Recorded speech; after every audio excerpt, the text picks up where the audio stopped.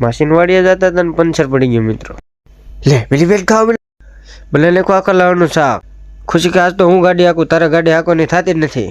જવાનું તો મશીન વાળી થઈ ગયા હતા બધા તૈયાર, ભાઈબંધ બધા થઈ ગયા હતા તૈયાર. ખુશી કે મને લઈ લે વિડીયોમાં, આજ તો હું કાંઈ શરમાવો નથી. તો એ શરમાઈ ગઈ હતી મિત્રો. આ દીદી એક બીજા આવી ગયા હતા મારા મશીન તૈયાર થઈ ગયા હતા ને કોક બાઈક હતો ને એને વાટે હતા. ખુશી કે ચેનલને લાઈક સબસ્ક્રાઈબ કરવાનું ભૂલતા નહીં. પહેલી વાર ખાસ ખુશી બોલી હતી.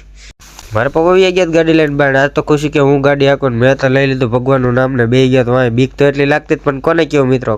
હજુ તો અડધી નતા પહોંચ્યા કા ગાડી પડી ગયો કોન્સર. ખબર નહીં મિત્રો કેટલી કઠણાઈ માથા મારતી છે મારામાં.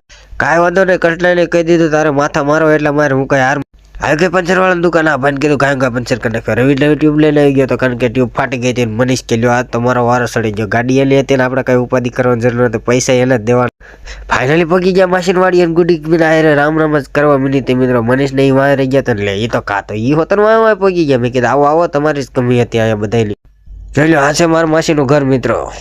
હજરત માસીન ઘરે પહોંચ્યા હતા ને પપૈયું જો આવડું મોટું ભાળી ગયો હું એ સીધું છેજુ કે મેં તો બે ત્રણ પપૈયા પાડી હોતા નાખ્યા. શેડાળું કેવું છે કાંઈ ખબર નથી પડતી મને તો. શેડાળું એનું નામ શેડાળું છે. માસી ઘરે નતા ને ભાઈ ગાયેલા જતા હતા ને આપણા હાથમાં આવી ગયું તો જો મિત્રો કાંક ખજાનો. આવો ખજાનો તમે કોઈ જોયો નહીં. મેં કીધું લે બતાવી દો. આપણે થઈ ગયા હતા રસ્તામાં જ માસી ભેગા. માસી કે મારા છોકરાને ચેનલને સબસ્ક્રાઈબ કરી નાખજો. માસીએ કીધું તમારે બધા સબસ્ક્રાઈબ. અને ક્યાંય હક નથી. રસ્તામાં બીજું પપૈયું લઈ લીધું ને પાકલ હતું. મેં કીધું હાલો આપણે તો પાર્ટી આજ બની ગઈ મિત્રો ફટાફટ.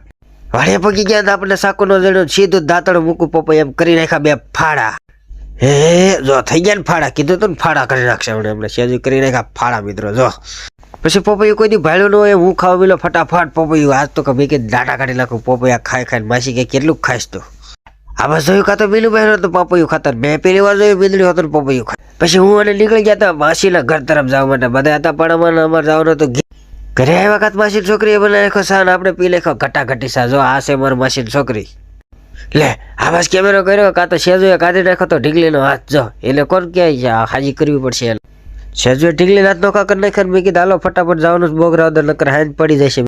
તોય હાંજ પડી ગઈ હતી ને આબાદ આવીને જો પિનલ ને મનીષભાઈ કાપવા મિલાતા બકાલું કારણ કે બનાવવાનું તો આપણે આખી લાવવાનું શાક કોઈ ભાડા ને એમ બદામ ખાઈ લીધી. મેં તો કાયમ કાટલે આબાદ ભાડે ગયો અમારે ભાણું ભાગે તો મામા જો એકલા બદામ ખાય. મને ક્યાં અંદર આવીને જોયું કાં તો હાથ પર બનતા હતા પેંડા. મેં કીધું આજ તો મજા આવી જાય એક કારે.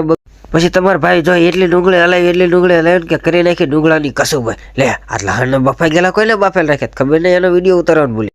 મનીષ કે તને શાક બનાવતા ન આવડે આગળ હું બનાવી નાખું. મેં કીધું હા હવે તમે મફતનું ક્રેડિટ લેવો તો અમારે પાસે આવી જતા. જો ભલે કીધું શાક ના હું બની બધા બે ગયા હતા ખાવા રવિ હોતા. અમારા મિલી બ્લોગ કેવા લાગે જરા કોમેન્ટ કરતા જજો મિત્રો.